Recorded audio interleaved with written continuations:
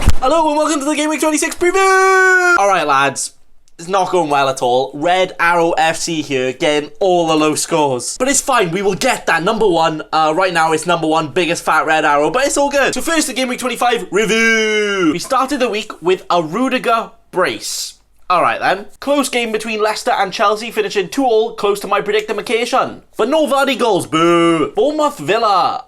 Bournemouth winning again? Yes, lads! Out of the relegation zone and flying! But it wouldn't be a Bournemouth game without at least a red card drama, so Lerma reporting for duty and making a spicy finish. Crystal Palace versus the not Lord Lundstrom Sheffield United. The Lord did not start and now might be fully replaced by the new signing. No! Our time will not be forgotten, Lord. We will never forget you. But at least Sheffield United are still good. 1-0 it was to them. A Mane loss, Liverpool versus Southampton. 4-0. Damn, these guys are quite good. I might actually put a bet on them to win the league. I reckon it'll happen soon. But Liverpool were just very clinical, with Salah getting 2 goals. 2 more than Mane. Newcastle, Norwich. Oh, sorry, do I need to say anything more?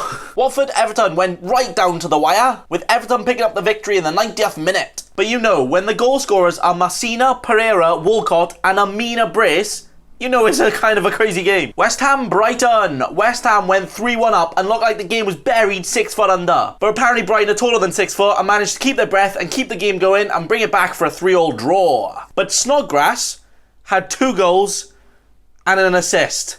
And I heard a certain FPL player, Tuba, might have actually kept him. My man! Yes, lad! Man United Wolves. Bruno Fernandes straight in the United team and is very trigger happy. Shooting his shot more than an Orny celebrity in the DMs. But it's hard to say if he makes the team any better yet. 1-0 that game ended. Burnley Arsenal. Alright, Burnley lad, can you stop being so good all of a sudden? None of us want you, cheers. And no, I'm not salty because I may or may not have brought in an Arsenal player and captained him and then he blanked. Finishing with a 2-0 win to Spurs against Man City. Wait, what? Fair play, Spurs. But they actually played really well, but it could have been better for City if Edison took the penalty. Maybe next time, lad. Pep, make it happen. But this is how all the games finished. None of my predictions exactly correct, but most of them were very close at least. Now it's even more obvious more than ever, and it just somehow still gets more obvious every week that Liverpool have won the league. Well done. But there is actually one team better than Liverpool in the world. And that's Swansea. Yes, I'm the best. But the game week average this week was 47. Ha, easy. The highest being 119? Must have been a hacker. But my team scoring some points, with that some points total being 47. For my second red arrow in a row for the first time in 15 weeks, pushing my rank down from 315k to 382k, boo! But you know what, there's still loads of time and we can do it with my team looking like this. And yes, your boy had Mr. Roberto Snodgrass. He had more goals and assists combined in that one game than he has in his 10 previous games combined in the league. And I had him. Heck yes, my man! But let's look at the rest of the team, if we have to, I guess. Ryan in goals over Pope again. When will I learn? I have now benched Pope 3 times in a row, which were against Leicester, Man United and Arsenal, where Ryan had Villa, Bournemouth and West Ham. So, you know, quite a logical decision. But Pope scored 23 more points in those 3 weeks, and I benched every single one of those points.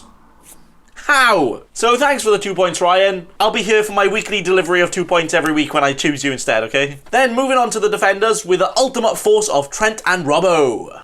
Bless you. Again, getting all the clean sheet points for me. Double Liverpool defense all season now. Even if it was just for the clean sheets, it would still be worth it. But when they look like assisting and even scoring every single week, all the double-digit points, yes please. And 6 points from them from this week. And apart from Snodgrass, they were actually the only players to return any points in my team this week. So thank you. Lundstrom is dead.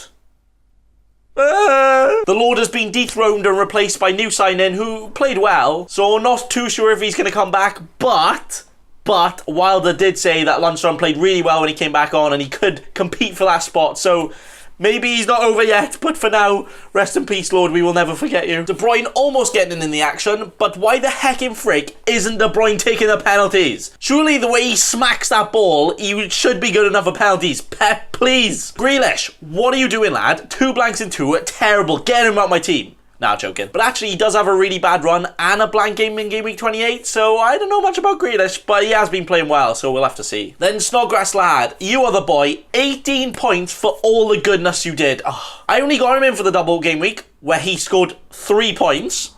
And then he scored 18 points, just a slight improvement the game after. Thank you. But unfortunately now, you're gone. Very hard fixtures. I think he has Man City and then Liverpool next. So I'm taking that 18 and running away. Finishing with Cantwell. Still a good bench option, but hasn't really done much lately. Obviously, I was only playing him because Mane is down there, over there, and on the bench because he's injured. But he's just having a nice little break and he come back for his hat-trick. Moving on to the forwards. You may have seen it, but I may or may not have transferred out Vardy for Aubameyang to captain him for his 0-0 for all the points he got in that game.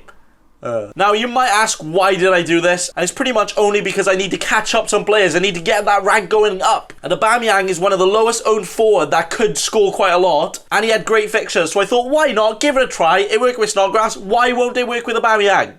It will, I promise. Finishing with Jimenez and Ings for another blank from both of them. But as always, both have looked very, very lively and could have scored a few. There are a few good strike options now, but I feel like this forward line is actually very, very good. Good enough to get at least a goal every week.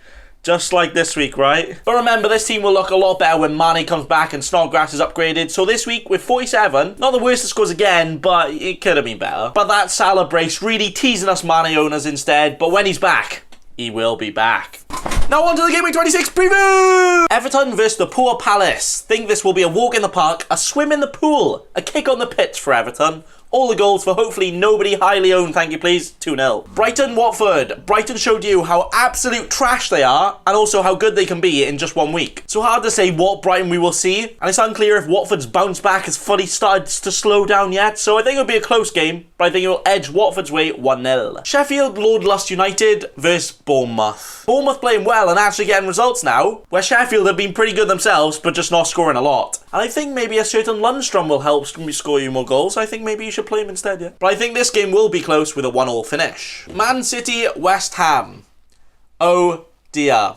West Ham, bubbles aren't the only thing you will be blowing when you get this absolute spanking from Man City. Sterling's apparently out injured, and when Sterling hasn't played, they've won 8-0 and 6-1. So, good luck to you, West Ham. 4-1 I'm going for. Wolves play Leicester, where I think it will be a great game, but with some Leicester players out of form, and Traore potentially injured, anything can happen. So I reckon Vardy will bang a goal, bang an own goal, and even bang the water boy because he's just a top banger. 1-1 it is. Southampton, Burnley. Southampton had a good spanking and telling off by Liverpool, but even against an informed Burnley, I think they should be able to get a win here. 1-0 wins to the Daddy Ings. Norwich, Liverpool. This is going to be all the goals, but obviously all to Liverpool.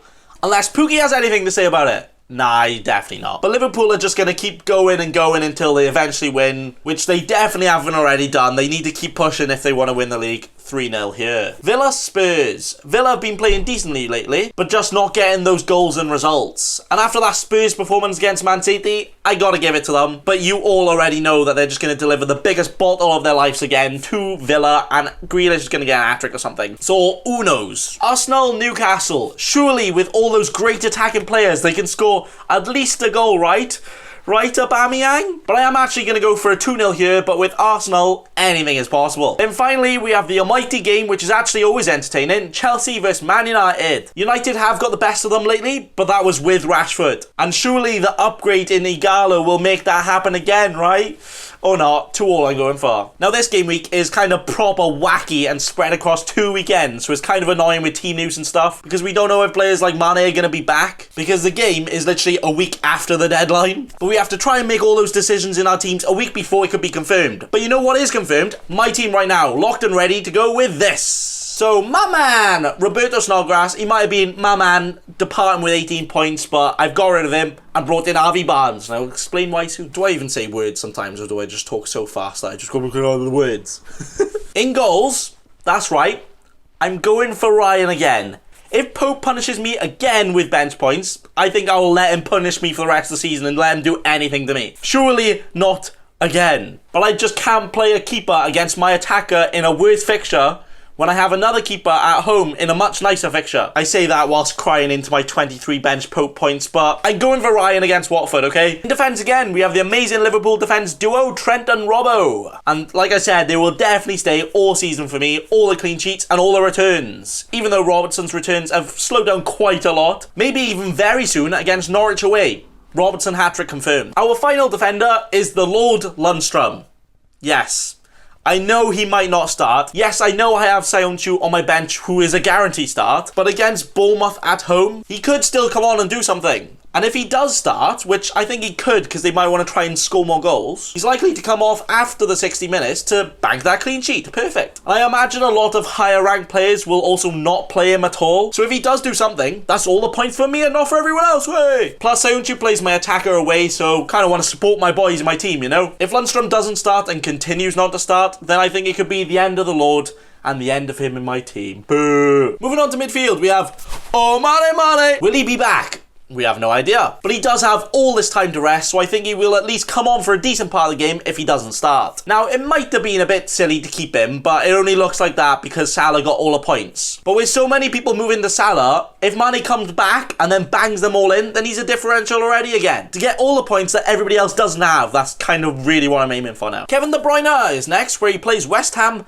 at home, and oh boy, this could be an absolute spacker for West Ham players, this game especially. Kev lad, I'm expecting at least a goal and assist with this one, please, but I'm sure you can get a lot more. Grealish plays Spurs at home, where even though I think Spurs will get the win, Grealish has been playing really well and could be looking to try and impress the Spurs team that tried to sign him and maybe even still want to sign him. So this could be a game where Jack goes and whacks them all in. Then my final midfielder here is Harvey Barnes. Now you might think I'm a bit wacky with this one, but he's in great form, scoring 3 goals in 3 games, and has always actually been involved in goals this season. He just hasn't been scoring until now. And he's only 5.9 million and only 1% owned. So even though I think he might not return a lot, especially this week against Wolves, he could be a great cheap differential for Leicester's great upcoming fixtures, saying I don't have any other Leicester attackers in my team right now. Next up, we have Mr. Pierre-Emerick Aubameyang. Now, I've always said he's overpriced and probably not the best forward asset at all, but with those fixtures and his low ownership, it made a perfect mix to potentially try and increase my rank, which is exactly what I'm going to try and do. Get those differential points in and up my rank. Be a bit more risky and a bit aggressive. Aubameyang plays Newcastle at home, where he could very well be my captain. But actually, I'm going to discuss that in my brand new captain series starting tomorrow. Next up is Raul Jimenez, a great player in a great team, but with Traore being a doubt, it will be interesting to see how he links up, because a lot of his goals this season have actually been supplied by the protein-eating beast. But I think Jimenez will do absolutely fine and could get something against Leicester at home. Finishing it off with Daddy Ings himself. He plays an informed Burnley, but it's Daddy Ings. He ain't starting for no one. He's going to get all those goals again. Easy. And that is how my team is looking. Now, the fixtures are pretty good this week and the next few weeks as well, but Game Week 28 is a blank game week for 4 teams, and I think I have 4 of those players in those teams right now. So I will have to start looking at what players I will need to shift on and everything, but for now, I'm all good this week. But I want to make sure I have 11 players playing then. Unless I can play Pope up front, so I never bench his points again. Yeah, can I do that, please? Thank you. But that's it for me today. Thanks for watching, and remember... Don't be a cheeky scrub. Subscribe to Nathan Bacon right now.